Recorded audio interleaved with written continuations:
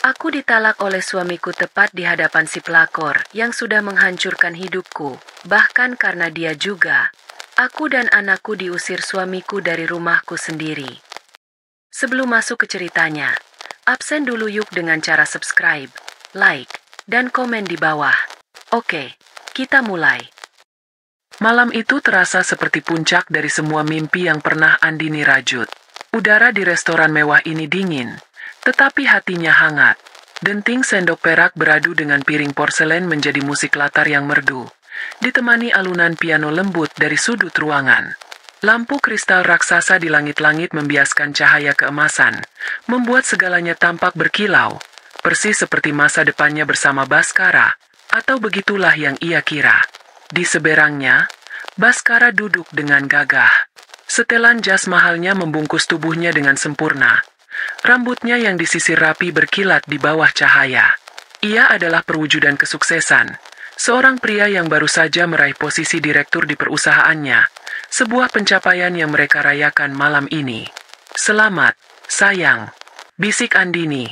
Senyumnya tulus dan penuh cinta. Ia meraih tangan suaminya di atas meja yang tertutup taplak putih bersih. Aku tahu kamu bisa melakukannya. Aku sangat bangga padamu. Baskara tersenyum, tetapi senyum itu tidak mencapai matanya. Matanya sibuk memindai ruangan, seolah mencari sesuatu atau seseorang. Tangannya terasa dingin di genggaman Andini. Tentu saja, Endin. Ini baru permulaan. Jawabnya, nadanya sedikit angkuh, sedikit jauh. Andini menarik tangannya perlahan, mencoba mengabaikan rasa dingin yang tiba-tiba menjalari hatinya. Mungkin Baskara hanya lelah, atau mungkin ia terlalu larut dalam euforia kesuksesannya sendiri. Di sampingnya, Rafa, putra mereka yang berusia 7 tahun, sedang asyik menusuk potongan kecil steak dengan garpunya. Matanya yang bulat dan polos berbinar melihat makanan lezat di hadapannya. Ayah hebat. Nanti kalau Rafa besar, Rafa mau jadi seperti ayah. Celotehnya riang. Baskara menoleh pada putranya. Kali ini senyumnya sedikit lebih tulus. Ia mengacak rambut Rafa dengan sayang. Harus lebih hebat dari ayah, katanya. Hanya pada Rafa, sisa-sisa kehangatan Baskara yang dulu masih bisa Andini rasakan. Dulu, pria itu adalah dunianya. Pria yang mengejarnya dengan ratusan kuntum mawar, yang melamarnya di bawah hujan bintang, yang berjanji akan menjadikannya satu-satunya ratu dalam kerajaannya. Kini, kerajaan itu terasa begitu luas dan Andini merasa semakin terasing di dalamnya. Andini mencoba lagi. Setelah ini, kita mau liburan kemana? Rafa sudah lama sekali ingin ke pantai. Promosi ini hadiah yang pas untuk kita semua, ujarnya, berusaha terdengar ceria. Baskara menyesap anggurnya. Matanya kembali berkelana. Lihat nanti saja, Endin. Aku akan sangat sibuk. Banyak hal yang harus diurus, jawabnya singkat, mematikan percakapan. Lagi-lagi, dinding itu terasa begitu tebal. Andini menunduk, menatap pantulan wajahnya yang sedikit muram di permukaan sendok. Ia sudah berdandan berjam-jam malam ini, mengenakan gaun sutra biru lembut yang dulu dipuji Baskara, tetapi suaminya bahkan tidak meliriknya sedikit pun sejak mereka tiba. Ia merasa seperti hiasan meja, pelengkap yang wajib ada, tetapi tidak benar-benar diperhatikan. Saat itulah, suasana di sekitar mereka berubah. Beberapa kepala menoleh ke arah pintu masuk. Seorang wanita melangkah masuk dengan penuh percaya diri. Gaun merah menyalanya memeluk tubuhnya yang ramping, kontras dengan semua warna kalem di dalam ruangan. Setiap langkahnya seolah diperhitungkan. Tumit sepatunya yang tinggi berketuk pelan di lantai marmer, menarik semua perhatian. Andini ikut menoleh, dan jantungnya serasa berhenti berdetak. Wanita itu berjalan lurus ke arah meja mereka. Lebih mengejutkan lagi, wajah Baskara yang sejak tadi dingin dan datar, kini merekah dengan senyum lebar dan tulus. Senyum yang sudah berbulan-bulan tidak Andini lihat. Senyum yang dulu hanya untuknya. Riana, kamu datang. Sapa Baskara, berdiri untuk menyambut wanita itu. Wanita bernama Riana itu tersenyum manis. Senyum yang terasa seperti belati bagi Andini. Ia melirik Andini sekilas. Tatapannya merendahkan, sebelum kembali fokus pada Baskara. Tentu saja aku datang. Bas, aku tidak mungkin melewatkan malam spesialmu. Suaranya mendesah manja. Baskara menarik kursi di sebelahnya, di antara dirinya dan Rafa, seolah kursi itu memang sudah disiapkan untuk Riana. Andini duduk membeku. Dunianya yang tadinya hanya retak kini terasa mulai pecah berkeping-keping. Siapa wanita ini? Kenapa Baskara mengundangnya ke perayaan keluarga mereka? Riana, kenalkan, ini Andini, kata Baskara dengan nada datar, seolah memperkenalkan seorang kenalan jauh, bukan istri yang telah menemaninya selama 10 tahun. Dan ini Rafa, putraku. Riana mengulurkan tangannya yang lentik dengan kuku merah terawat ke arah Andini. Riana, katanya singkat. Andini menyambut uluran tangan itu dengan ragu.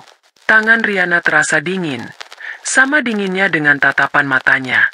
Andini hanya bisa mengangguk. Lidahnya keluh. Tante cantik, celetuk Rafa polos. Riana tertawa kecil.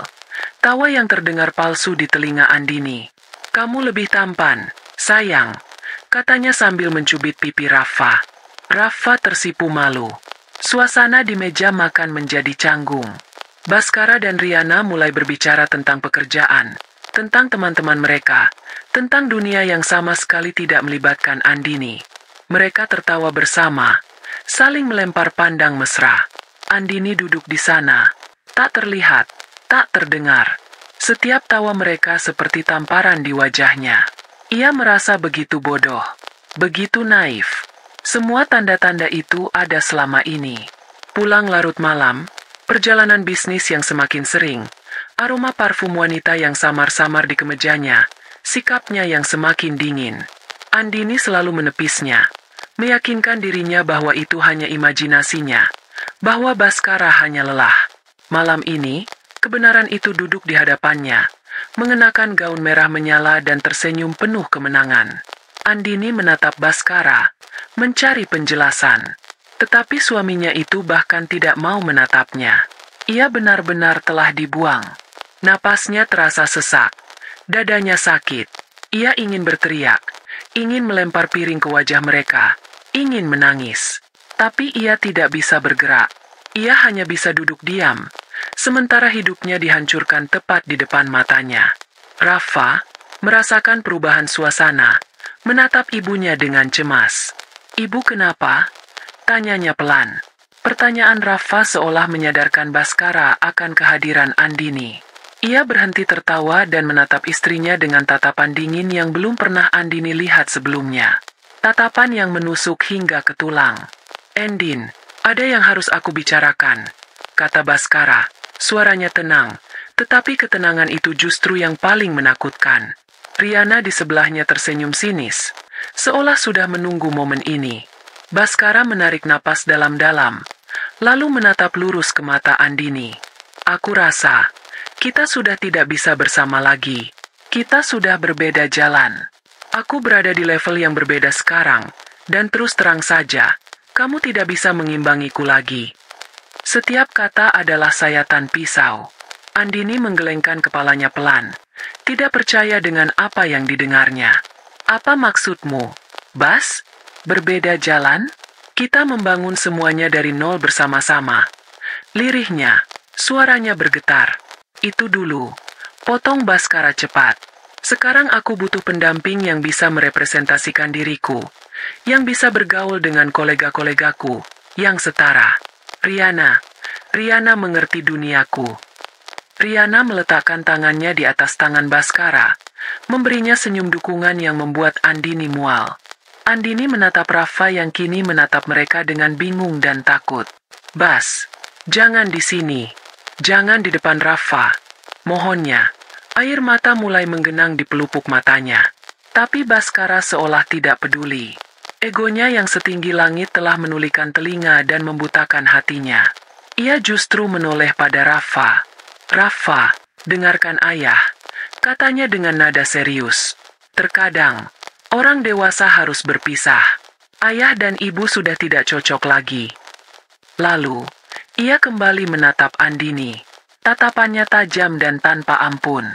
Di tengah denting piano yang masih mengalun, Di antara bisik-bisik pengunjung lain yang mulai memperhatikan drama di meja mereka, Baskara mengucapkan kalimat itu. Kalimat yang menghancurkan sisa-sisa dunia Andini. "Lihatlah, Rafa," katanya. Suaranya terdengar jelas di seluruh penjuru ruangan yang mendadak senyap. "Ini adalah ibumu. Seorang wanita yang sudah tidak lagi pantas mendampingi ayah. Mulai sekarang, Tante Riana yang akan bersama kita." Hening. Waktu seolah berhenti. Lalu, dengan suara yang lebih dingin dari es, ia menjatuhkan vonis terakhirnya. "Dan untukmu, Andini, di depan anakmu dan di depan wanita yang akan menggantikanmu, aku ceraikan kamu." Talak 3. Dunia Andini menjadi gelap. Suara-suara di sekelilingnya menghilang, digantikan oleh dengungan nyaring di telinganya. Ia melihat wajah Rafa yang pucat pasi. Matanya membelalak ngeri. Ia melihat senyum kemenangan yang sempurna di wajah Riana. Dan ia melihat wajah Baskara, suaminya, ayah dari anaknya, pria yang pernah ia cintai lebih dari hidupnya sendiri, menatapnya seolah ia adalah sampah yang harus segera disingkirkan. Di detik itu, cinta di hatinya mati. Benar-benar mati. Yang tersisa hanyalah puing-puing kehancuran dan rasa sakit yang tak terperikan. Perjalanan pulang terasa seperti iring-iringan pemakaman. Tidak ada yang berbicara. Baskara menyetir dengan wajah dingin dan kaku. Matanya lurus menatap jalanan yang basah oleh sisa gerimis. Riana duduk di kursi penumpang depan, tempat yang biasanya menjadi milik Andini, memainkan ponselnya dengan acuh tak acuh. Sesekali melirik Andini melalui kaca spion dengan tatapan mengejek. Andini duduk di belakang, memeluk Rafa yang gemetar hebat. Putranya tidak menangis, tetapi seluruh tubuhnya kaku karena syok dan ketakutan. Andini bisa merasakan detak jantung Rafa yang cepat menempel di dadanya. Ia ingin mengatakan sesuatu, menenangkan putranya, tetapi tenggorokannya tercekat oleh isak tangis yang ditahannya. Ia hanya bisa memeluk Rafa semakin erat. Seolah dengan begitu ia bisa melindunginya dari kekejaman dunia yang baru saja mereka saksikan. Begitu mobil memasuki halaman rumah mereka yang megah, Andini melihat sesuatu yang aneh. Gerbangnya terbuka lebar dan ada dua orang pria berbadan tegap berpakaian serba hitam berdiri di dekat pintu utama. Jantungnya berdebar kencang. Firasat buruk kembali menyelimutinya. Baskara mematikan mesin mobil dan keluar tanpa sepatah kata pun. Riana mengikutinya seperti bayangan. "Ayo turun," perintah Baskara pada Andini. Suaranya tanpa emosi. Andini membuka pintu dengan tangan gemetar, membantu Rafa turun. Ia menatap rumah itu, rumah yang ia rancang setiap sudutnya, taman yang ia rawat setiap pagi, tempat ia membesarkan putranya. Kini, rumah itu terasa asing dan mengancam. "Ada apa ini, Bas?" tanya Andini. Suaranya nyaris tak terdengar. Baskara tidak menjawab. Ia memberi isyarat pada kedua pria berbadan tegap itu. Salah satunya mendekat. "Bereskan barang-barangnya. 1 koper saja. Sisanya biar diurus nanti," perintah Baskara. Mata Andini membelalak. "Apa maksudmu? Ini rumahku juga. Ini rumah anakku," serunya. Panik mulai menjalari dirinya. Baskara tertawa sinis. "Rumah ini atas namaku, Andini. Semua aset, mobil, tabungan, atas namaku. Kamu tidak punya apa-apa. Kamu lupa. Kamu sudah menandatangani perjanjian pranikah dulu. Kamu hanya menumpang di sini." Kepala Andini terasa pusing. Perjanjian pranikah. Secari kertas yang ia tandatangani dengan bodohnya atas nama cinta, bertahun-tahun yang lalu, saat Baskara meyakinkannya bahwa itu hanya formalitas untuk melindungi bisnis keluarganya. Ia tidak pernah menyangka kertas itu akan menjadi senjata untuk menelanjanginya seperti ini. Salah satu pria itu masuk ke dalam rumah, dan tak lama kemudian keluar dengan sebuah koper kosong berukuran sedang. Pria yang satunya lagi memegangi lengan Andini dengan kasar saat ia mencoba merangsek masuk. "Lepaskan aku. Barang-barangku ada di dalam. Barang-barang Rafa." Ia berteriak, meronta-ronta. Tapi cengkeraman pria itu terlalu kuat. "Aku beri kamu waktu 15 menit untuk mengambil apa yang paling penting. Hanya yang muat di koper itu. Setelah itu, kalian pergi dari sini. kata Baskara dingin, sambil menyalakan sebatang rokok. Riana berdiri di sampingnya, menyilangkan tangan di dada dengan angkuh. 15 menit. Bagaimana mungkin ia bisa merangkum 10 tahun hidupnya dalam sebuah koper dalam waktu 15 menit? Didorong oleh keputusasaan, Andini berlari masuk ke dalam rumah. Semuanya masih sama, tetapi terasa berbeda. Foto pernikahan mereka yang terpajang di dinding ruang tamu terasa seperti sebuah lelucon pahit. Ia berlari ke kamar Rafa, memasukkan beberapa setel pakaian, buku cerita favoritnya, dan sebuah selimut bergambar dinosaurus yang selalu menemaninya tidur. Air matanya jatuh membasahi selimut itu. Kemudian ia berlari ke kamarnya.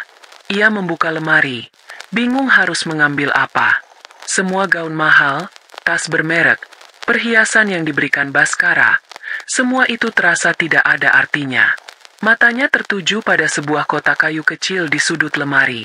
Ia membukanya. Di dalamnya ada ijazah sarjananya, beberapa foto lama saat ia masih bekerja sebagai analis data sebelum menikah, dan sebuah album foto kecil berisi foto-foto Rafa sejak bayi. Dengan tangan gemetar, ia memasukkan kotak itu ke dalam koper.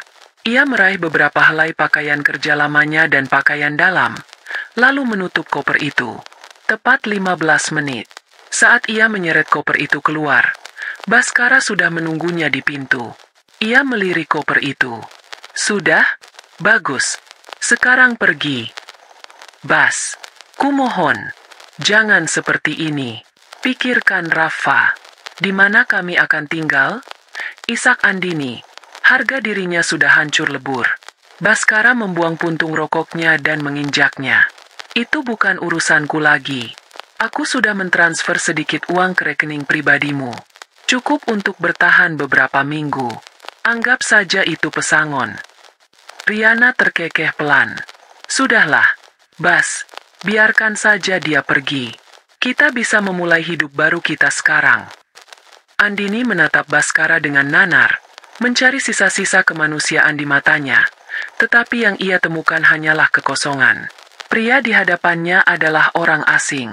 Pergi, desis Baskara sekali lagi. Nadanya mengancam. Dengan sisa kekuatan yang ia miliki, Andini menarik tangan Rafa dan menyeret koper mereka keluar dari gerbang. Gerbang itu tertutup di belakang mereka dengan suara debuman keras, seolah menutup satu babak dalam hidupnya untuk selamanya.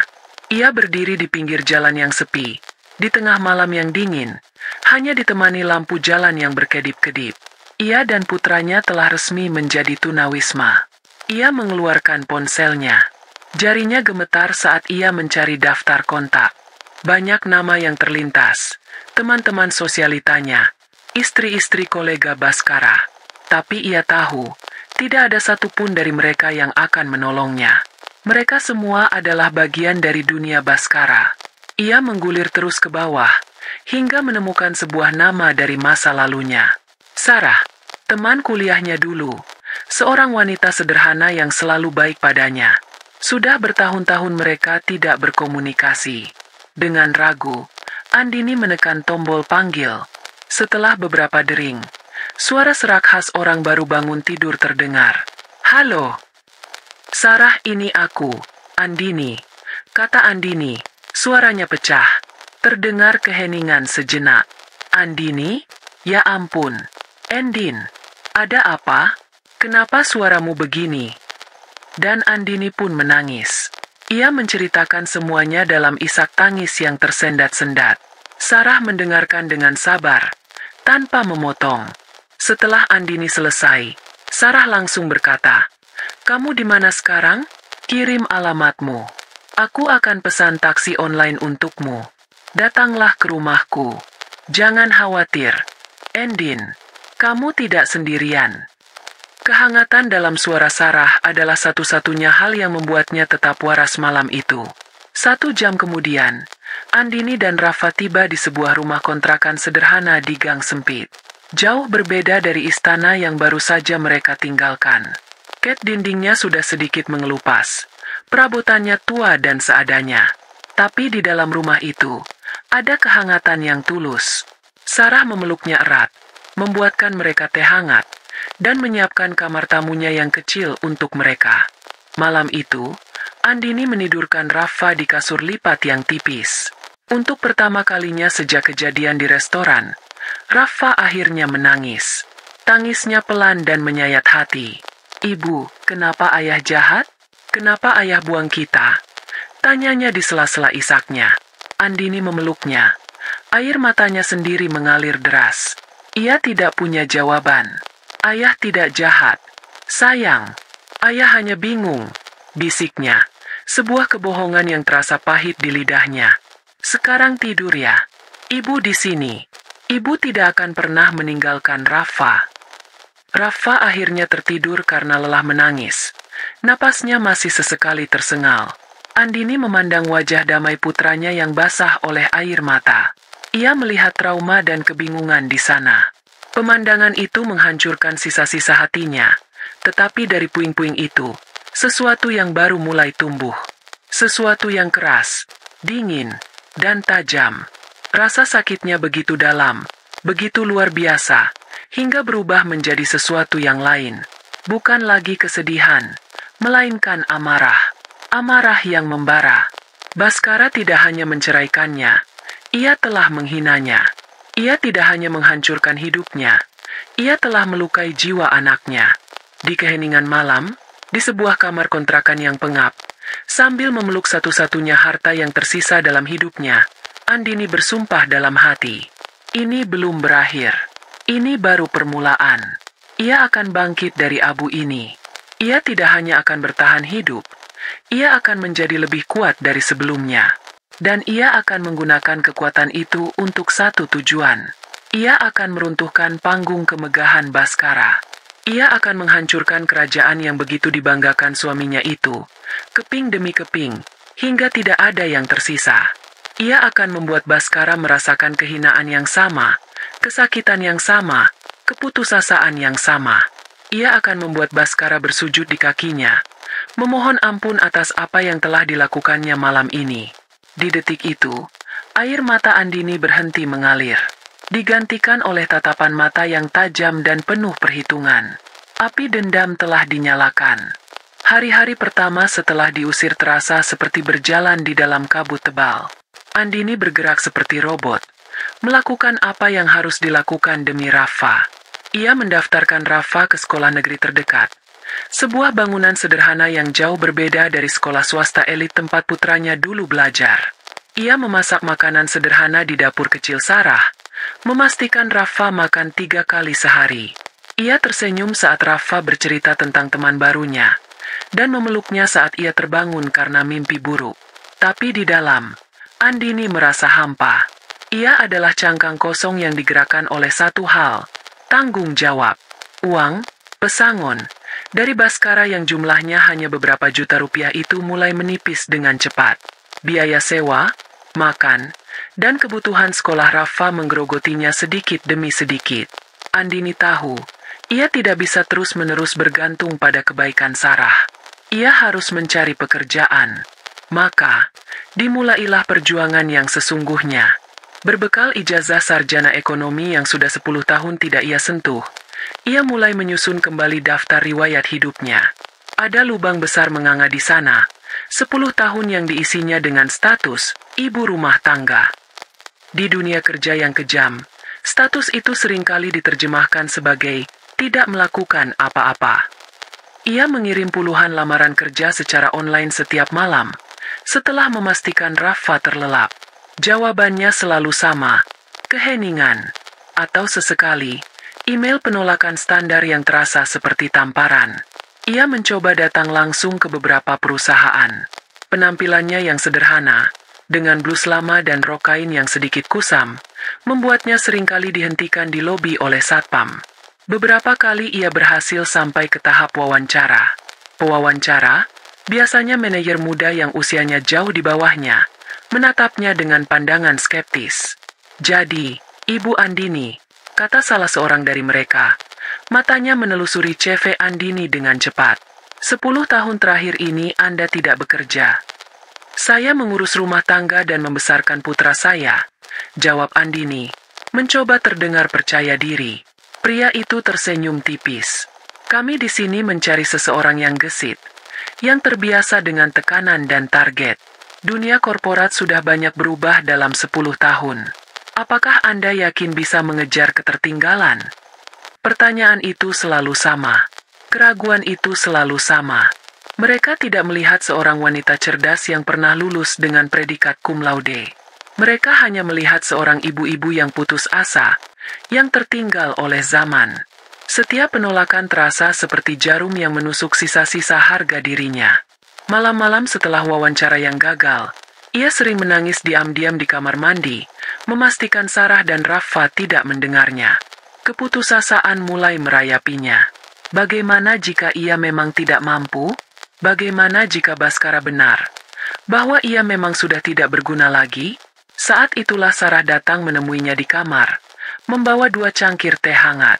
"Jangan menyerah, Endin," katanya lembut. "Mereka tidak tahu apa yang mereka lewatkan. Kamu itu wanita paling pintar yang pernah aku kenal. Kamu hanya perlu 1 kesempatan untuk membuktikannya." Dukungan tulus dari sahabatnya itu memberinya sedikit kekuatan. Keesokan harinya, ia mengubah strateginya. Ia tidak lagi melamar ke perusahaan-perusahaan besar yang mentereng. Ia mulai mencari lowongan di perusahaan kecil, usaha rintisan, atau vendor yang tidak terlalu mementingkan penampilan dan lebih melihat pada kemauan untuk bekerja keras. Akhirnya, setelah hampir 2 bulan mencari, sebuah panggilan datang. Sebuah perusahaan pemasok alat tulis kantor kecil bernama Mitra Jaya Abadi membutuhkan seorang staf administrasi dan akuntansi junior. Gajinya kecil, jauh di bawah upah minimum regional, tapi pemiliknya, seorang bapak tua bernama Pak Budi, tidak mempermasalahkan statusnya sebagai ibu rumah tangga. Yang penting jujur, teliti, dan mau belajar, kata Pak Budi saat wawancara. Andini menerima pekerjaan itu dengan rasa syukur yang meluap. Itu bukan pekerjaan impian, tapi itu adalah sebuah awal, sebuah pijakan. Kantor Mitra Jaya Abadi adalah sebuah ruko sempit dengan 2 lantai. Lantainya kusam, komputernya model lama yang lambat, dan tumpukan kertas serta kardus ada di mana-mana. Rekan kerjanya hanya 3 orang. Mbak Wati, kepala administrasi yang cerewet, Mas Tono, petugas gudang yang pendiam, dan Pak Budi sendiri. Ini adalah dunia yang 180 derajat berbeda dari kehidupan glamor yang pernah ia jalani. Tidak ada lagi makan siang di restoran mahal, tidak ada lagi tas desainer, tidak ada lagi mobil mewah. Hidupnya kini adalah tentang mengejar bus kota di pagi hari, makan siang dengan bekal nasi dan tumis kangkung, dan lembur menghitung faktur hingga larut malam. Namun, di tengah kesederhanaan dan kerja keras itu, Andini menemukan sesuatu yang telah lama hilang, dirinya sendiri. Otaknya yang dulu tumpul karena hanya mengurus urusan domestik, kini kembali diasah. Ia melahap pekerjaannya dengan antusiasme yang mengejutkan rekan-rekannya. Ia merapikan sistem pembukuan yang berantakan, membuat sistem pengarsipan digital sederhana, dan bahkan menegosiasikan harga yang lebih baik dengan beberapa pemasok. Pak Budi sangat terkesan dengan kinerjanya. Suatu sore, saat ia sedang memeriksa setumpuk faktur penjualan, sebuah nama di kop surat membuatnya membeku. PT Adi Jaya Perkasa. Itu adalah nama perusahaan tempat Baskara bekerja. Jantungnya berdebar kencang. Ia memeriksa faktur-faktur lama. Ternyata, perusahaan kecil tempatnya bekerja adalah salah satu dari puluhan vendor kecil yang memasok kebutuhan alat tulis untuk raksasa korporat itu. Dunia ini ternyata begitu sempit. Sejak saat itu, pekerjaannya memiliki makna baru. Setiap dokumen yang berhubungan dengan PT Adi Jaya Perkasa ia pelajari dengan saksama. Ia mulai memperhatikan pola pemesanan mereka. Departemen mana yang paling sering memesan barang, proyek apa yang sedang berjalan, nama-nama manajer yang menandatangani order pembelian. Di jam istirahat, saat Mbak Wati dan yang lainnya bergosip tentang artis atau tetangga mereka, Andini lebih memilih mendengarkan obrolan para kurir atau petugas pengiriman dari berbagai perusahaan yang datang ke kantornya. Seringkali, mereka membawa cerita dari dalam. "Wah, di Adi Jaya lagi mau ada proyek besar di Kalimantan. Tuh, pesan kertasnya sampai ribuan rim," kata seorang kurir suatu hari. "Iya, tapi katanya manajernya yang pegang proyek itu, Pak Baskara, orangnya pelit. Minta diskonnya nggak kira-kira? Timpal yang lain. Andini menyimak dalam diam. Setiap informasi, sekecil apapun, ia rekam dalam benaknya. Nama Baskara, proyek di Kalimantan, permintaan diskon yang tidak wajar. Semua itu adalah potongan puzzle. Ia merasa seperti seorang mata-mata yang menyamar di tempat paling tidak terduga. Malam hari, setelah menidurkan Rafa, Andini tidak langsung tidur. Ia akan menyalakan laptop bekas yang dibelinya dengan cicilan, dan mulai bekerja untuk dirinya sendiri. Ia teringat pada keahlian lamanya sebagai seorang analis data. Dulu, ia sangat menyukai pekerjaannya, mengolah angka-angka mentah menjadi informasi yang berharga. Kini, gairah itu kembali. Ia mulai belajar lagi dari awal. Ia menonton video tutorial di internet, membaca artikel tentang analisis keuangan, dan belajar menggunakan perangkat lunak spreadsheet tingkat lanjut. Data yang ia olah adalah semua informasi yang ia kumpulkan di kantor pada siang hari. Ia membuat database sederhana, mencatat setiap transaksi dari PT Adijaya Perkasa, nama-nama yang terlibat, dan nilai proyeknya. Ia mulai melihat sebuah pola penggelembungan dana kecil-kecilan. Pesanan barang yang sedikit lebih banyak dari yang dibutuhkan. Pemilihan pemasok dengan harga sedikit lebih mahal untuk barang-barang tertentu. Semua itu dilakukan di bawah proyek-proyek yang dikepalai oleh satu nama, Baskara. Itu masih dugaan, masih sangat samar. Tapi Andini tahu ia berada di jalur yang benar. Bara api di dalam skam itu telah menemukan oksigen. Ia belum tahu bagaimana akan menggunakan informasi ini, tapi ia terus mengumpulkannya. Setiap angka yang ia masukkan ke dalam spreadsheet-nya, setiap nama yang ia catat, terasa seperti satu langkah lebih dekat menuju hari pembalasannya. Ia tidak lagi merasa seperti korban. Ia adalah seorang pemburu yang sedang mengintai mangsanya dengan sabar dari kejauhan. Kerja keras Andini di Mitra Jaya Abadi tidak sia-sia. Dalam waktu kurang dari setahun, ia telah mengubah wajah administrasi perusahaan kecil itu. Sistem yang ia bangun membuat semuanya lebih efisien, kebocoran anggaran bisa ditekan, dan keuntungan perusahaan meningkat. Pak Budi, yang awalnya hanya melihatnya sebagai seorang ibu rumah tangga yang butuh pekerjaan, kini memandangnya dengan penuh hormat. Ia menaikkan gaji Andini 2 kali, dan bahkan memberinya bonus akhir tahun yang jumlahnya cukup besar. Kehidupan Andini dan Rafa pun mulai membaik secara signifikan. Dari kamar kos sempit di rumah Sarah, mereka pindah ke sebuah apartemen kecil dengan 2 kamar di sebuah rusun yang bersih dan aman. Andini akhirnya bisa membelikan Rafa tempat tidur yang layak, bukan lagi kasur lipat tipis. Ia bisa memasak makanan yang lebih bergizi dan sesekali mengajak putranya makan es krim di akhir pekan.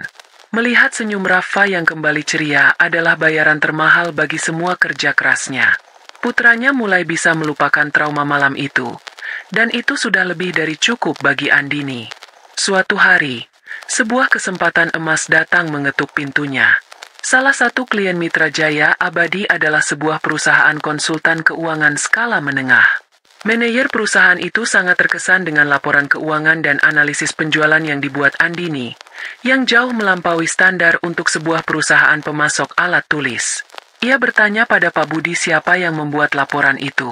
Pak Budi dengan bangga menunjuk Andini. Singkat cerita, Andini ditawari pekerjaan sebagai analis keuangan junior di perusahaan konsultan itu. Gajinya 3 kali lipat dari yang ia terima di Mitra Jaya Abadi, dengan jenjang karir yang jelas dan fasilitas yang jauh lebih baik. Meninggalkan Pak Budi dan Mitra Jaya Abadi terasa berat. Tapi Andini tahu ini adalah lompatan yang harus ia ambil, baik untuk masa depannya maupun untuk rencananya. Kantor barunya adalah dunia yang sama sekali berbeda. Terletak di Gedung Pencakar Langit di pusat distrik bisnis Jakarta. Semuanya serba modern, berkilauan, dan profesional. Rekan-rekan kerjanya adalah orang-orang cerdas dan ambisius. Untuk pertama kalinya setelah sekian lama, Andini merasa kembali ke habitatnya. Ia tidak lagi dipandang sebagai seorang ibu rumah tangga yang menyedihkan, melainkan sebagai seorang profesional yang kompeten. Ia memotong rambutnya lebih pendek, membeli beberapa setel blazer dan kemeja kerja yang bagus, dan melangkah setiap hari dengan kepercayaan diri yang baru. Posisinya sebagai analis keuangan memberinya akses yang tidak pernah ia bayangkan sebelumnya. Ia memiliki akses ke database bisnis premium, laporan industri, dan perangkat lunak analisis data canggih. Jika sebelumnya ia hanya bisa mengumpulkan remah-remah informasi, kini ia bisa melihat gambaran besarnya. Rencananya yang dulu hanya sketsa kasar, kini mulai bisa ia warnai dengan detail yang tajam. Setiap malam, setelah memastikan Rafa mengerjakan pekerjaan rumahnya dan tertidur lelap, Andini akan membuka laptop kerjanya. Ini adalah waktu untuk pekerjaan keduanya. Pekerjaan yang tidak akan pernah ada yang tahu. Ia mulai membangun sebuah peta kehancuran untuk Bhaskara. Dengan keahliannya yang semakin terasah dan alat yang ia miliki, ia menyelami lebih dalam dunia PT Adijaya Perkasa. Ia tidak lagi hanya melihat faktur alat tulis. Ia menganalisis laporan tahunan perusahaan yang bersifat publik, memantau berita-berita korporat, dan bahkan melacak jejak digital para eksekutifnya melalui jaringan profesional. Ia seperti seorang ahli patologi yang sedang membedah sebuah tubuh, mencari setiap sel kanker yang tersembunyi. Dan ia menemukannya. Banyak sekali. Proyek Kalimantan yang dulu hanya ia dengar sebagai desas-desus, kini terpampang jelas datanya di depan mata. Ia menemukan pola yang konsisten dalam proyek-proyek yang dipimpin Bhaskara. Ia menggunakan vendor-vendor fiktif yang ternyata dimiliki oleh kerabat jauh Riana. Ia menggelembungkan biaya sewa alat berat. Ia membuat laporan kemajuan palsu untuk mencairkan dana lebih cepat dari yang seharusnya. Semua dilakukan dengan rapi, di antara ratusan transaksi lain sehingga sulit untuk dideteksi secara sekilas.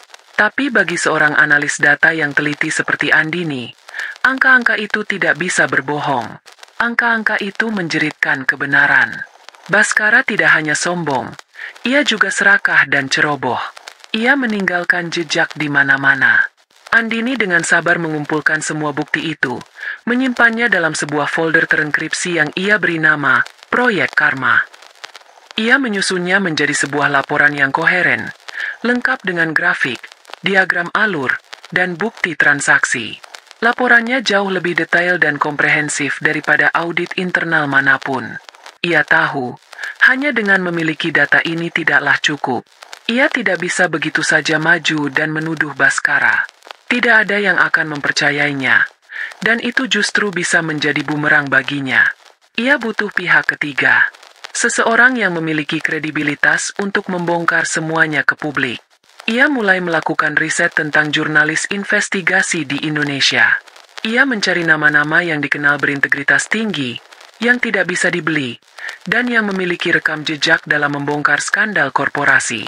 Setelah beberapa minggu, ia menemukan satu nama yang sempurna, Reza Firmansyah. Seorang jurnalis senior dari sebuah media berita online terkemuka, yang terkenal dengan laporannya yang tajam dan tak kenal takut. Kini, tahap perencanaan telah selesai. Inilah saatnya untuk beraksi. Andini tahu ini adalah langkah paling berbahaya. Jika ia melakukan satu kesalahan kecil saja, jejaknya bisa terlacak, dan Bhaskara pasti akan menghancurkannya tanpa ampun. Ia mempersiapkan semuanya dengan sangat hati-hati. Suatu malam di akhir pekan, ia pergi ke sebuah warung internet kecil di pinggiran kota, jauh dari lingkungan tempat tinggal atau kantornya. Ia menggunakan komputer publik, memastikan tidak ada CCTV yang mengarah ke layarnya. Ia membuat sebuah alamat email sekali pakai dengan nama samaran. Ia menulis pesannya dengan singkat, padat, dan profesional. Tidak ada emosi, tidak ada tuduhan personal. Ia hanya menyajikan fakta. Kepada Bapak Reza Firmansyah, tulisnya, saya memiliki informasi mengenai potensi penyelewengan dana skala besar dalam proyek strategis di PT Adijaya Perkasa yang melibatkan salah satu direkturnya. Sebagai bukti awal, saya lampirkan analisis singkat mengenai ketidakwajaran anggaran pada pos sewa alat berat dan daftar vendor yang terafiliasi dengan pihak internal. Jika Anda tertarik untuk mendalami cerita ini, saya bisa memberikan data yang lebih lengkap secara bertahap. Kerahasiaan sumber dijamin. Ia melampirkan sebuah file PDF kecil berisi 2 halaman analisis yang paling kuat namun paling sulit dilacak balik ke sumbernya. Ia menahan napasnya sejenak. Jantungnya berdebar kencang. Ini adalah titik di mana tidak ada lagi jalan untuk kembali. Ia teringat wajah Rafa yang ketakutan di restoran itu. Ia teringat dinginnya malam saat mereka diusir dari rumah. Keraguannya sirna. Dengan jari yang mantap, ia menggerakkan kursor dan menekan tombol "kirim". Di layar komputer tua yang sedikit buram itu, tulisan "email Anda telah terkirim" muncul. Andini menutup browser, menghapus riwayatnya, dan membayar biaya internet. Ia melangkah keluar dari warnet itu, kembali ke dalam malam. Udara terasa lebih dingin, tetapi di dalam hatinya, api terasa semakin panas. Ia baru saja menyalakan sumbu pertama pada bom waktu yang ia rakit dengan sabar. Sekarang, ia hanya tinggal menunggu ledakannya. Beberapa hari setelah email itu terkirim, Andini hidup dalam penantian yang menegangkan. Setiap pagi, hal pertama yang ia lakukan adalah membuka situs berita online tempat Reza Firmansyah bekerja. Setiap notifikasi berita di ponselnya membuat jantungnya berdebar. Ia menjalani hari-harinya seperti biasa, tersenyum pada Rafa, bekerja dengan profesional di kantor, tetapi sebagian dari pikirannya selalu berada di tempat lain, menunggu. Ia merasa seperti seorang nelayan yang telah menebar jala di perairan yang dalam dan gelap. Menanti getaran pertama sebagai tanda ada sesuatu yang tersangkut. Setelah seminggu yang terasa seperti sebulan, sebuah balasan akhirnya masuk ke kotak masuk email samaran yang ia buat. Email itu singkat dan hati-hati. Reza tidak menjanjikan apa-apa, tetapi ia mengakui bahwa data awal yang diberikan Andini cukup menarik dan ia meminta bukti lebih lanjut yang bisa diverifikasi secara independen. Andini tahu ini adalah ujian. Ia tidak bisa mengirimkan seluruh laporannya begitu saja. Ia membalas email itu, dengan sabar memberikan potongan informasi berikutnya. Salinan digital dari beberapa order pembelian yang ia dapatkan saat masih di Mitra Jaya Abadi, yang menunjukkan ketidaksesuaian antara barang yang dipesan dan laporan penggunaan proyek. Ia juga memberikan nama 2 perusahaan vendor fiktif yang ia temukan, beserta bukti bahwa alamat perusahaan tersebut adalah ruko kosong yang sudah lama tidak terpakai. Ia memberikannya sedikit demi sedikit, membangun kepercayaan Reza sambil tetap melindungi dirinya sendiri. Korespondensi anonim itu berlangsung selama hampir 1 bulan, sebuah permainan catur yang lambat dan penuh perhitungan. Akhirnya, pada suatu Selasa pagi, saat Andini sedang menyeruput kopi di mejanya sebelum memulai pekerjaan, ponselnya bergetar. Sebuah tajuk berita utama dari media tempat Reza bekerja terpampang di layarnya. Kerak di proyek raksasa, aroma korupsi menyengat dari proyek strategis di Kalimantan. Jantung Andini seolah berhenti berdetak. Ia segera membuka tautan itu. Nama Baskara tidak disebut secara langsung, begitu pula nama PT Adijaya Perkasa. Reza dengan cerdik hanya menyebutnya sebagai sebuah BUMN karya terkemuka dan seorang direktur berinisial B. Tetapi bagi siapapun yang berkecimpung di industri itu, petunjuknya sudah sangat jelas. Artikel itu membeberkan temuan awal tentang penggelembungan dana sewa alat berat dan penggunaan pemasok-pemasok yang meragukan. Bahasanya lugas, didukung oleh data-data yang Andini berikan, dan diakhiri dengan desakan agar pihak berwenang dan audit internal perusahaan segera bertindak.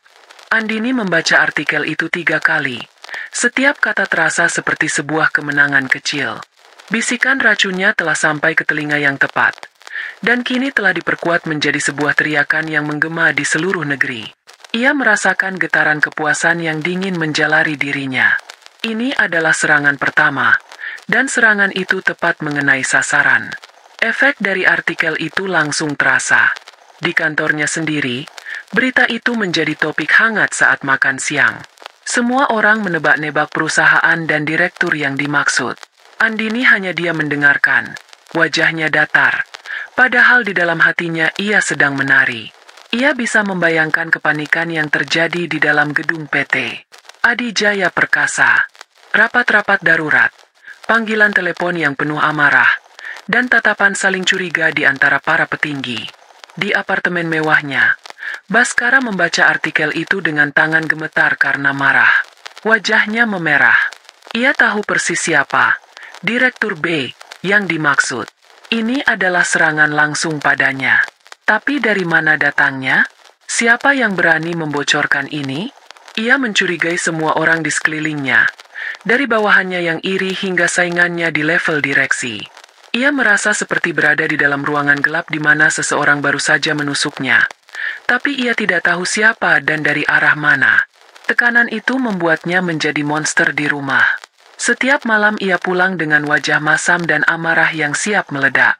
Riana, yang terbiasa dengan pujian dan hadiah, kini harus berhadapan dengan bentakan dan keluhan. Sayang, kartu kreditku ditolak tadi di butik. Memalukan sekali, keluh Riana suatu malam, sambil memoles kukunya di sofa. Pakai uangmu sendiri kalau begitu, bentak Baskara, melempar tas kerjanya ke lantai. Kamu pikir aku ini mesin pencetak uang? Proyekku sedang diaudit. Semua pengeluaran besar dipantau. Jangan membuat masalah. Riana terkejut. Ini pertama kalinya Baskara membentaknya seperti itu. Apa maksudmu? Jadi aku tidak boleh belanja lagi? Lalu untuk apa aku bersamamu? Protesnya. Nadanya manja dan menuntut. Jaga ucapanmu, Riana. Sahut Baskara. Amarahnya semakin menjadi-jadi. Aku sedang dalam masalah besar dan kamu hanya memikirkan tas dan sepatu? Di mana otakmu? Pertengkaran itu adalah yang pertama dari banyak pertengkaran lainnya. Kemewahan yang menjadi perekat hubungan mereka mulai menipis. Liburan ke Eropa yang dijanjikan dibatalkan. Permintaan Riana untuk mobil sport baru dijawab dengan caci maki. Baskara terlalu sibuk mencoba memadamkan api di kantornya. Ia harus menghadapi tim audit internal setiap hari, menjawab pertanyaan-pertanyaan yang menjebak, dan berpura-pura kooperatif sambil berusaha menyembunyikan jejaknya. Stres membuatnya sulit tidur, dan paranoia membuatnya membenci semua orang. Ia tidak sadar bahwa di tengah kekacauan internal itu, serangan kedua yang lebih mematikan sedang dipersiapkan. Andini melihat ini sebagai kesempatan yang sempurna. Saat semua mata di PT Adijaya Perkasa tertuju pada audit internal, pertahanan mereka di sisi lain pasti melemah. Inilah saatnya untuk menyerang dari luar. Ia mengidentifikasi klien terbesar dalam proyek Kalimantan itu, sebuah perusahaan multinasional dari Jepang yang terkenal memiliki kebijakan toleransi nol terhadap korupsi. Dengan metodologi yang sama hati-hatinya seperti sebelumnya, Andini kembali pergi ke sebuah warnet yang berbeda. Ia membuat email samaran yang baru. Kali ini, ia tidak menyamar sebagai sumber anonim untuk jurnalis, melainkan sebagai seorang karyawan level menengah di PT Adijaya Perkasa yang peduli pada etika bisnis. Email itu ia tujukan langsung kepada Kepala Departemen Kepatuhan, Compliance Department, perusahaan Jepang itu, yang namanya ia dapatkan dari riset mendalam. Isi emailnya sangat profesional dan to the point. Dengan hormat, tulisnya dalam bahasa Inggris yang fasih. Saya menulis surat ini karena keprihatinan yang mendalam. Sebagai mitra bisnis PT Adijaya Perkasa, saya merasa Anda berhak mengetahui adanya praktik markup yang sistematis dalam proyek Kalimantan yang merugikan perusahaan Anda. Hal ini dilakukan oleh manajemen proyek di pihak kami untuk keuntungan pribadi. Sebagai bukti, saya lampirkan perbandingan harga real sewa alat berat dari beberapa vendor independen dengan harga yang ditagihkan kepada Anda, serta analisis aliran dana ke beberapa perusahaan pemasok yang terafiliasi dengan manajer proyek, Bapak Baskara. Saya harap Anda dapat melakukan verifikasi secara independen untuk melindungi investasi perusahaan Anda. Ia melampirkan sebuah file spreadsheet yang sangat detail dan rapi, yang berisi semua data yang ia kumpulkan dan analisis tajamnya. File itu adalah sebuah bom. Isinya tidak bisa disangkal. Ia menatap layar sejenak. Lalu dengan sekali klik, email itu terkirim melintasi benua. Butuh waktu 2 minggu bagi anak panah Andini untuk mengenai sasarannya. 2 minggu itu Baskara habiskan dalam neraka. Audit internal di perusahaannya semakin ketat. Beberapa bawahannya mulai dipanggil satu persatu untuk diinterogasi. Baskara merasa lingkaran di sekelilingnya semakin menyempit. Ia mencoba menghubungi beberapa petinggi yang dulu menjadi bekingnya, tetapi mereka semua tiba-tiba sulit dihubungi atau menjawab teleponnya dengan dingin. Mereka mulai menjaga jarak, bersiap untuk melepaskannya jika situasi memburuk. Hubungannya dengan Riana pun sudah di titik terendah. Mereka nyaris tidak berbicara, Hanya saling melempar tatapan benci di apartemen yang terasa semakin dingin dan kosong. Lalu, pada suatu hari Jumat sore, bom itu meledak. Sebuah siaran pers singkat dari perusahaan multinasional Jepang itu muncul di berbagai portal berita bisnis. Isinya mengejutkan. Mereka secara resmi menangguhkan kerjasama dalam proyek Kalimantan dengan PT Adijaya Perkasa, dengan alasan adanya penemuan bukti pelanggaran kontrak dan praktik bisnis yang tidak etis. Berita itu menyebar seperti api. Nilai saham PT Adijaya Perkasa langsung anjlok di penutupan bursa. Ini bukan lagi sekadar artikel investigasi yang samar. Ini adalah pukulan telak dari klien terbesar mereka. Reputasi perusahaan yang dibangun puluhan tahun kini tercoreng di level internasional. Dewan direksi mengamuk. Mereka butuh kambing hitam, dan mereka butuh cepat. Semua telunjuk kini mengarah ke satu orang, Baskara. Dialah pemimpin proyek itu. Dialah yang bertanggung jawab. Audit internal yang tadinya berjalan lambat kini dipercepat dengan brutal. Bukti-bukti yang ditemukan oleh tim audit perusahaan Jepang itu, yang ironisnya berasal dari data yang dikirimkan Andini, kini menjadi senjata utama untuk menghabisinya. Senin pagi, Baskara menerima panggilan telepon dari sekretaris CEO. Ia diminta untuk datang ke ruang rapat dewan direksi di lantai paling atas. Jantungnya berdebar kencang. Ia tahu ini adalah akhirnya. Ia mengenakan setelan jas termahalnya, berusaha terlihat tenang dan berwibawa, sebuah topeng terakhir untuk menutupi kepanikannya. Saat ia memasuki ruang rapat itu, suasana terasa seperti di ruang pengadilan. 10 orang paling berkuasa di perusahaan duduk mengelilingi meja mahoni raksasa. Wajah mereka keras seperti batu. CEO perusahaan, seorang pria tua yang biasanya kebapakan, menatapnya dengan tatapan penuh amarah. Di atas meja, tersebar dokumen-dokumen dan salinan email. Itu adalah bukti-bukti kejahatannya. Baskara, kata sang CEO, suaranya dingin dan tanpa basa-basi. Perusahaan klien kita telah melakukan audit independen, dan hasilnya sangat memalukan. Ia mendorong setumpuk kertas ke arah Baskara. Bisakah kamu jelaskan ini? Faktur-faktur fiktif? Perusahaan pemasok milik keluarga pacarmu? Markup hingga 30%? Kamu pikir kami semua bodoh? Baskara menelan ludah. Tenggorokannya kering. Ia mencoba membela diri. Pak, ini pasti ada kesalahpahaman. Mungkin ada staf saya yang bermain di belakang saya. Saya. Cukup. Potong sang CEO, menggebrak meja. Jangan buang waktu kami dengan kebohonganmu. Kamu telah menghancurkan nama baik perusahaan ini. Kamu telah membuat kita kehilangan proyek triliunan rupiah. Kamu adalah kanker di perusahaan ini, dan hari ini, kami akan memotongmu. Tidak ada lagi diskusi. Tidak ada pembelaan. Itu adalah vonis. Mulai detik ini, lanjut sang CEO, menatap lurus ke mata Baskara. Kamu dipecat. Dengan tidak hormat.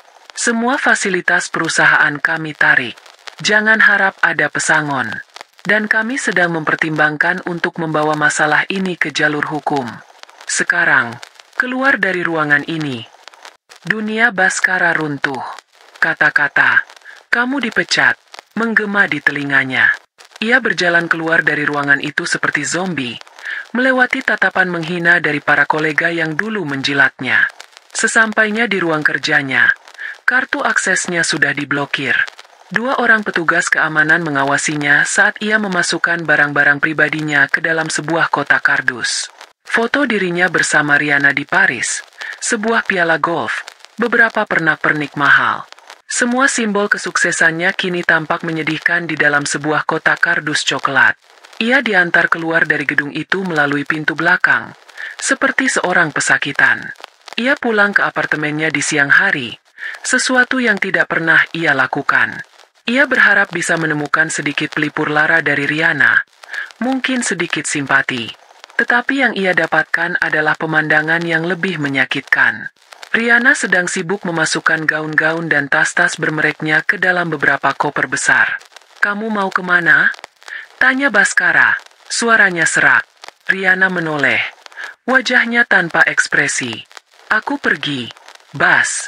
Aku sudah dengar beritanya. Semua orang di grup sosialitaku membicarakannya. Kamu sudah habis.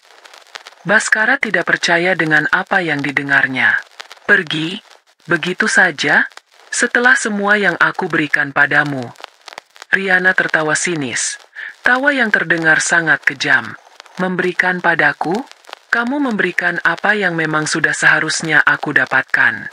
Aku tidak mendaftar untuk hidup dengan seorang pengangguran yang gagal.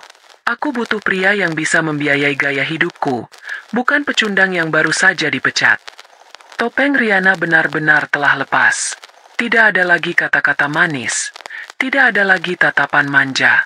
Yang ada hanyalah seorang wanita materialistis yang dingin dan penuh perhitungan. Aku mencintaimu, Riana, kata Baskara lirih. Sebuah upaya terakhir yang menyedihkan. Cinta tidak bisa membayar tagihan kartu kreditku. Bas, jawabnya tajam. Ia menutup koper terakhirnya dan menyeretnya ke arah pintu. Selamat tinggal. Semoga beruntung hidup di jalanan.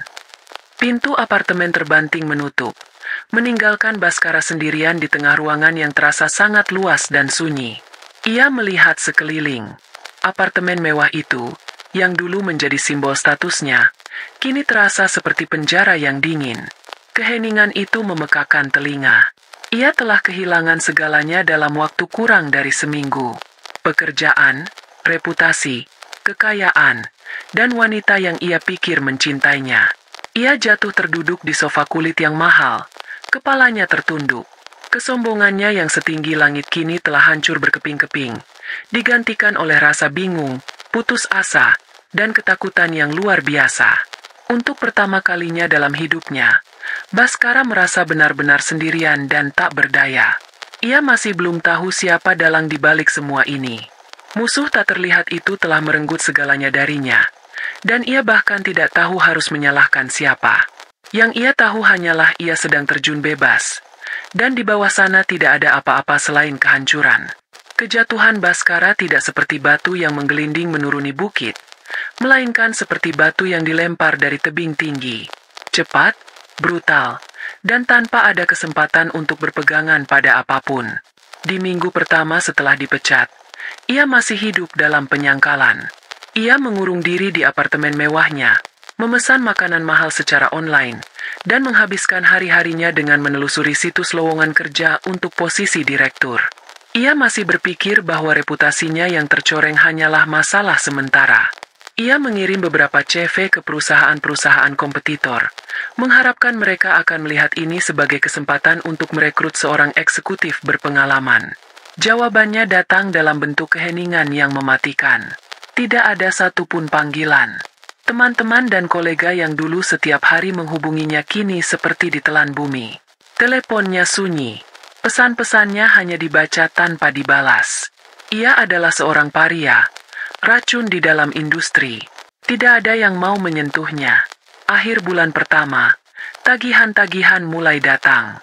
Cicilan apartemen, cicilan mobil sport, tagihan kartu kredit Riana yang jumlahnya fantastis.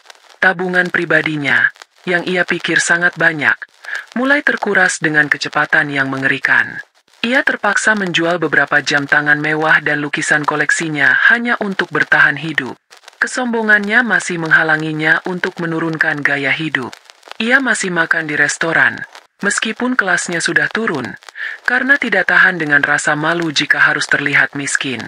Bulan kedua, surat peringatan pertama dari bank datang. Ia mengabaikannya. Ia masih sibuk menyalahkan semua orang, CEO yang tidak loyal, dewan direksi yang pengecut, dan tentu saja Riana, wanita pengkhianat itu. Ia belum sekalipun berpikir untuk menyalahkan dirinya sendiri. Bulan ketiga, kenyataan menghantamnya tanpa ampun.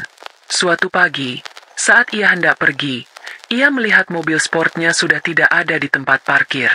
Yang ada hanyalah surat pemberitahuan penyitaan yang diselipkan di bawah pintu apartemennya. Beberapa hari kemudian, hal yang sama terjadi pada apartemennya. Sekelompok orang dari bank datang dengan surat perintah pengosongan. Mereka memberinya waktu 1 jam untuk mengemasi barang-barangnya. Kali ini, tidak ada lagi koper-koper mewah.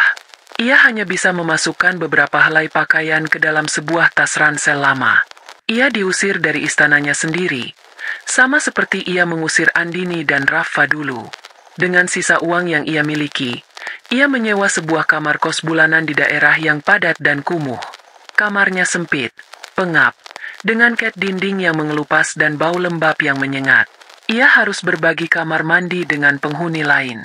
Suara berisik dari kamar sebelah, bau asap rokok, dan pemandangan jemuran yang berantakan menjadi pemandangan sehari-harinya. Bagi Baskara, tempat itu lebih buruk dari neraka. Disinilah keputusasaan yang sebenarnya dimulai. Ia mencoba melamar pekerjaan-pekerjaan level manajer, tetapi selalu ditolak begitu mereka mencari namanya di internet. Berita tentang pemecatannya sudah menjadi rahasia umum. Ia menurunkan standarnya, mencoba melamar sebagai supervisor, bahkan staf biasa. Tetapi wajahnya yang angkuh dan pakaiannya yang, meskipun sudah mulai lusuh, masih terlihat terlalu bagus untuk posisi rendahan, justru membuatnya dicurigai. Uangnya habis sama sekali. Pemilik kos menagih uang sewa bulan kedua. Baskara tidak punya. Setelah beberapa hari diberi kelonggaran, barang-barangnya dikeluarkan dari kamar dan pintu kamarnya digembok. Ia kini benar-benar tidak punya tempat untuk pergi. Ia menjadi gelandangan. Malam pertama di jalanan adalah malam terpanjang dalam hidupnya. Ia mencoba tidur di halte bus, tetapi diusir oleh petugas keamanan.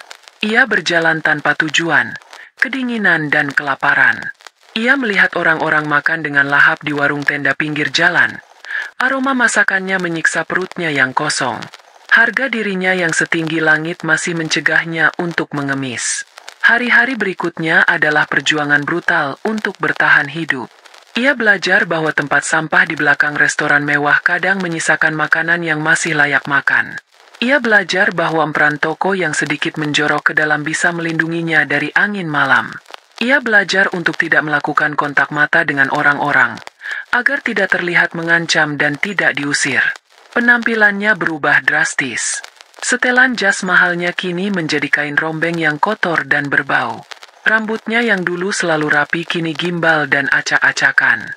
Janggut dan kumisnya tumbuh tak terurus, menutupi sebagian wajahnya yang tirus dan kotor.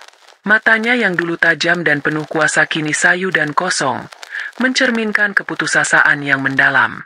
Ia bukan lagi Baskara sang direktur. Ia hanyalah salah satu dari bayangan-bayangan tak terlihat yang menghuni sudut-sudut gelap kota. Ia masih belum mengerti sepenuhnya bagaimana ini bisa terjadi. Ia merasa seperti korban dari sebuah konspirasi besar. Ia menyalahkan takdir, menyalahkan nasib sial. Pikirannya sering kembali ke malam di restoran itu. Malam saat ia berada di puncak dunianya. Ia mengingat wajah Andini yang pucat dan hancur. Terkadang, terlintas sedikit rasa bersalah, tetapi egonya dengan cepat menepisnya. Ini semua tidak mungkin karena wanita lemah itu. Andini tidak mungkin mampu melakukan hal serumit ini.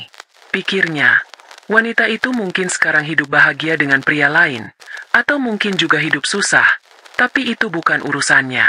Ia terus mencari-cari musuh besar yang telah menghancurkannya, tidak menyadari bahwa arsitek dari kejatuhannya adalah seorang wanita yang pernah ia buang seperti sampah. Sementara Baskara tenggelam ke dasar jurang, Andini justru sedang terbang tinggi. Karirnya di perusahaan konsultan keuangan melesat. Analisisnya yang tajam dan etos kerjanya yang luar biasa membuatnya dipromosikan menjadi manajer senior hanya dalam waktu 2 tahun. Ia kini memimpin sebuah tim kecil, dihormati oleh atasan dan disegani oleh rekan-rekannya.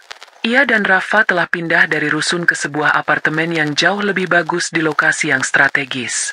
Apartemen itu memiliki 2 kamar tidur yang luas, dapur modern, dan balkon dengan pemandangan kota. Ini adalah istana kecil yang ia bangun kembali dengan tangannya sendiri. Istana yang jauh lebih kokoh karena fondasinya adalah kerja keras dan harga diri, bukan pemberian seorang pria. Rafa tumbuh menjadi anak laki-laki yang cerdas, percaya diri, dan penuh kasih. Luka di masa lalunya telah sembuh, digantikan oleh kebahagiaan dan rasa aman yang diciptakan ibunya. Mereka sering menghabiskan akhir pekan bersama, pergi ke toko buku, menonton film, atau sekadar bersantai di apartemen. Andini telah berhasil memberinya kehidupan yang normal dan bahagia. Suatu Jumat sore, Andini pulang kerja lebih awal. Ia mengendarai mobil sedan barunya, hadiah yang ia berikan untuk dirinya sendiri atas promosinya. Ia menyetir dengan santai. Alunan musik jazz lembut memenuhi kabin mobil. Pikirannya sedang menerawang, memikirkan rencana makan malam apa yang akan ia masak untuk Rafa. Mobilnya berhenti di sebuah persimpangan lampu merah yang padat. Sambil menunggu, pandangannya menyapu ke sekeliling. Matanya tanpa sengaja tertuju pada seorang gelandangan yang sedang membungkuk di depan sebuah tong sampah besar di seberang jalan. Pemandangan yang biasa ia lihat di kota besar. Tetapi ada sesuatu yang berbeda dari gelandangan yang satu ini. Sesuatu pada postur tubuhnya, cara bahunya yang sedikit bungkuk, cara ia bergerak, terasa familiar. Andini menyipitkan matanya, mencoba melihat lebih jelas. Gelandangan itu mengenakan kemeja yang sudah sobek dan warnanya pudar menjadi abu-abu kotor. Celananya juga compang-camping. Rambutnya gimbal dan wajahnya tertutup oleh janggut yang lebat. Lalu, pria itu menegakkan tubuhnya, memegang sepotong roti basi yang berhasil ia temukan. Ia berbalik sedikit, dan profil wajahnya yang tirus terlihat dari samping. Jantung Andini serasa diremas. Napasnya tercekat di tenggorokan. Ia kenal profil itu. Ia kenal garis rahang itu, meskipun kini tertutup oleh kotoran dan keputusasaan. Itu Bhaskara. Rasa syok yang dingin menjalari seluruh tubuhnya. Ia tidak pernah membayangkan akan bertemu lagi dengan mantan suaminya dalam kondisi seperti ini. Dalam skenario balas dendam terliarnya, ia membayangkan Bhaskara datang menemuinya, memohon-mohon. Ia tidak pernah membayangkan akan melihatnya dalam keadaan sehina ini, mengais makanan dari tempat sampah seperti seekor anjing jalanan. Apa yang ia rasakan saat itu bukanlah kepuasan yang meledak-ledak seperti yang ia duga. Tidak ada rasa kemenangan yang membuncah. Yang ada justru perasaan aneh yang rumit. Ada sedikit rasa kasihan, tetapi bukan simpati. Ada sedikit rasa ngeri, melihat sejauh mana seseorang bisa jatuh. Dan yang paling dominan, adalah perasaan hampa yang dingin. Api dendam yang selama ini membara di dalam dirinya, yang menjadi bahan bakarnya untuk bangkit, tiba-tiba terasa seperti padam disiram air es. Ia melihat sosok menyedihkan di seberang jalan itu dan menyadari sesuatu. Balas dendamnya sudah selesai. Sudah lama selesai. Kemenangan sejatinya bukanlah melihat Bhaskara hancur seperti ini. Kemenangan sejatinya adalah dirinya yang sekarang. Dirinya yang duduk di dalam mobil yang nyaman ini, dengan karir yang cemerlang, dan seorang putra yang bahagia menunggunya di rumah. Kehancuran Bhaskara hanyalah efek samping. Sebuah epilog yang tidak terlalu penting dari cerita kebangkitannya. Saat itulah, seolah ditarik oleh takdir, Bhaskara mengangkat kepalanya. Mungkin karena merasakan ada sepasang mata yang terus menatapnya. Matanya yang kosong dan putus asa itu menyapu kerumunan mobil yang berhenti. Dan entah bagaimana, tatapannya terkunci pada Andini. Waktu seolah berhenti selama beberapa detik. Bagi Andini, itu adalah momen konfirmasi. Di mata kotor itu, ia masih bisa melihat sisa-sisa keangkuhan yang kini telah remuk. Bagi Bhaskara, itu adalah momen yang menghancurkan sisa-sisa jiwanya. Melihat Andini, Andininya yang dulu ia sebut tidak berguna, kini duduk di dalam sebuah mobil bagus, mengenakan blazer mahal, rambutnya tertata apik, wajahnya memancarkan aura kesuksesan dan ketenangan. Andini tampak seperti seorang ratu yang sedang menatapnya dari singgasana, sementara ia adalah makhluk paling hina di kolong jembatan. Rasa malu yang luar biasa, yang lebih menyakitkan dari rasa lapar dan dingin, menghantamnya seperti tsunami. Ia membeku di tempat. Roti basi di tangannya terasa seperti batu. Lampu lalu lintas berubah menjadi hijau. Mobil di belakang Andini membunyikan klakson. Andini tersadar dari lamunannya. Ia punya pilihan. Ia bisa membuka jendela dan mengatakan sesuatu. Ia bisa turun dan memberinya uang. Atau ia bisa pergi. Tanpa ragu, ia menginjak pedal gas. Mobilnya melaju perlahan, meninggalkan persimpangan itu, meninggalkan bayangan dari masa lalunya yang membeku di pinggir jalan. Ia tidak menoleh lagi ke kaca spion. Sepanjang sisa perjalanan pulang, Andini tidak lagi menyalakan musik. Ia menyetir dalam keheningan. Bayangan wajah Baskara yang penuh syok dan rasa malu itu terus terbayang di benaknya. Ia tidak merasa bersalah. Ia juga tidak merasa senang. Ia merasa lega. Seolah sebuah beban terakhir yang tidak ia sadari masih ada di pundaknya, kini telah terangkat. Ia telah melihat akhir dari cerita mereka. Dan di akhir cerita itu, ia berdiri tegak. Sementara Baskara telah jatuh begitu dalam hingga tak terlihat lagi. Malam itu, saat ia memeluk Rafa sebelum tidur, pelukannya terasa lebih erat dari biasanya. Ibu sayang sekali sama Rafa, bisiknya. Rafa juga sayang ibu, jawab putranya, membalas pelukannya. Menatap wajah putranya yang damai, Andini tahu ia telah membuat pilihan yang benar. Ia tidak membiarkan kebencian meracuni hidupnya selamanya. Ia menggunakan rasa sakitnya sebagai batu loncatan, bukan sebagai batu nisan. Babak kelam itu telah benar-benar berakhir. Kini, yang ada di hadapannya hanyalah fajar yang cerah. Pertemuan di persimpangan jalan itu telah menghancurkan bendungan terakhir yang menahan kewarasan Baskara. Selama berbulan-bulan hidup di jalanan, ia dilindungi oleh semacam kabut tebal penyangkalan dan menyalahkan orang lain.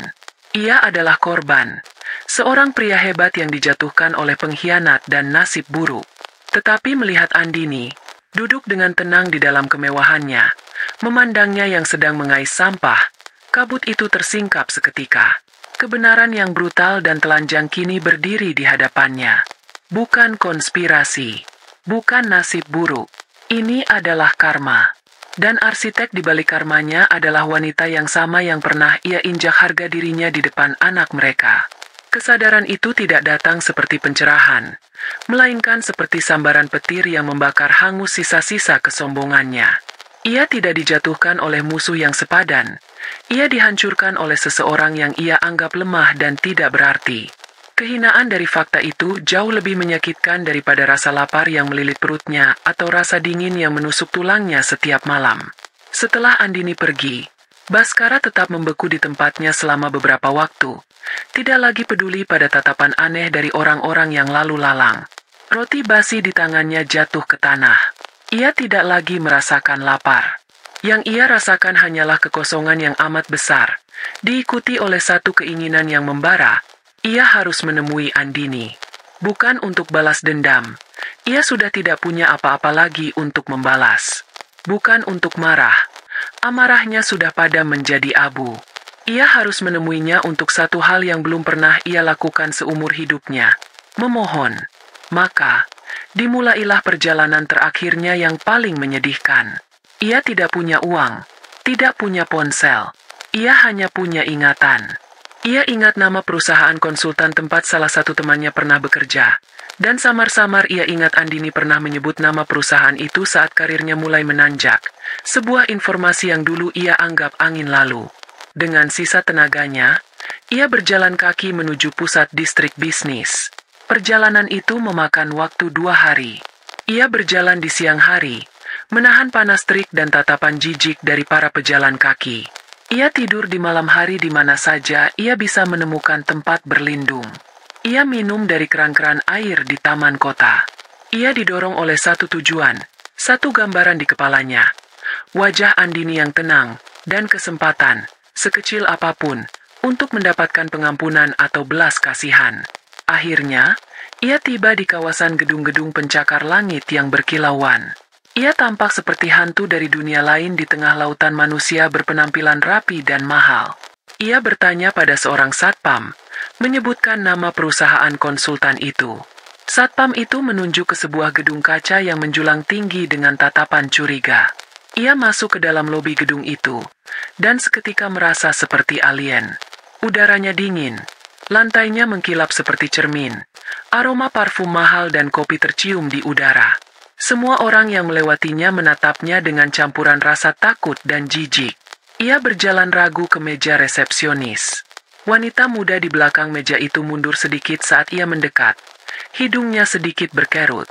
Saya mau bertemu dengan Ibu Andini, kata Baskara. Suaranya serak dan parau karena sudah lama tidak digunakan. Apakah Anda sudah punya janji? Tanya resepsionis itu dengan nada formal. Matanya tidak bisa menyembunyikan rasa waspadanya. "Id, tolong sampaikan saja. Baskara ingin bertemu. Mohonnya." Resepsionis itu jelas tidak nyaman. Ia menelepon ke interkom, berbicara dengan suara pelan. Tak lama kemudian, 2 orang petugas keamanan datang menghampirinya. "Maaf, Pak, Ibu Andini sedang sibuk. Sebaiknya Bapak menunggu di luar," kata salah satu dari mereka dengan tegas namun sopan, sambil memegang lengannya. Baskara tidak melawan. Ia tahu ia tidak bisa memaksa. Ia mengangguk pasrah dan berjalan keluar. Tapi ia tidak pergi jauh. Ia duduk di salah satu undakan di taman kecil depan gedung. Matanya terpaku pada pintu lobi kaca yang berputar. Ia akan menunggu. Ia bisa menunggu selamanya jika perlu. Ia duduk di sana selama berjam-jam. Melewati jam makan siang, hingga sore hari tiba. Perutnya sudah tidak lagi terasa sakit. Tubuhnya sudah mati rasa. Yang hidup hanyalah matanya, yang terus awas mengamati setiap orang yang keluar dari gedung itu. Beberapa karyawan yang keluar untuk merokok menatapnya dengan aneh, berbisik-bisik, tapi tidak ada yang mengusiknya. Akhirnya, sekitar pukul 5 sore, saat matahari mulai condong ke barat, ia melihatnya. Andini berjalan keluar dari lobi, mengobrol dan tertawa bersama 2 orang rekannya, seorang pria dan seorang wanita. Ia tampak begitu berkuasa, begitu anggun dalam balutan blazer kerjanya. Ia adalah dunia yang sama sekali berbeda. Melihatnya, semua kekuatan yang tersisa di tubuh Baskara bangkit. Ia berdiri, berjalan terhuyung-huyung, lalu setengah berlari memotong taman, mengabaikan teriakan petugas keamanan yang melihatnya. Andini dan rekan-rekannya berhenti mengobrol saat melihat gelandangan kotor itu berlari ke arah mereka. Rekan-rekan Andini tampak tegang, siap untuk melindunginya. Andini sendiri terkejut, tetapi ia langsung mengenali pria itu. Wajahnya yang tenang berubah menjadi topeng dingin tanpa ekspresi. Baskara tidak berhenti di depannya.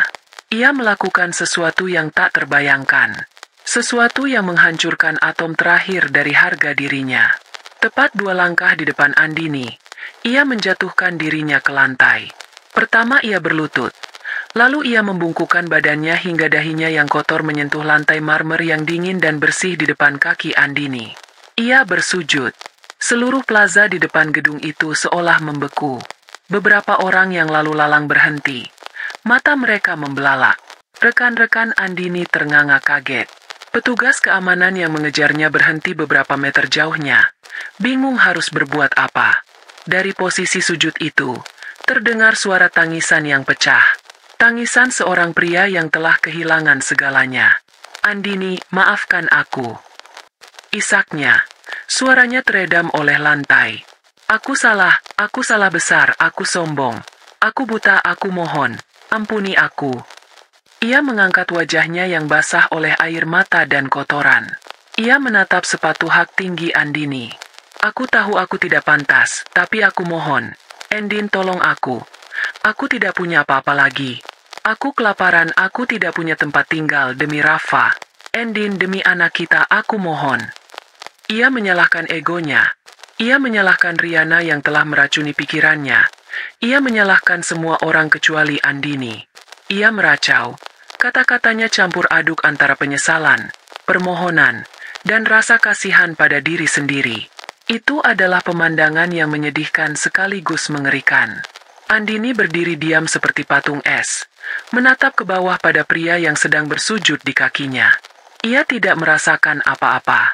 Tidak ada belas kasihan, tidak ada kemarahan, tidak ada kemenangan. Yang ada hanyalah jarak. Jarak yang tak terjembatani antara dirinya yang sekarang dan pria hancur dari masa lalunya.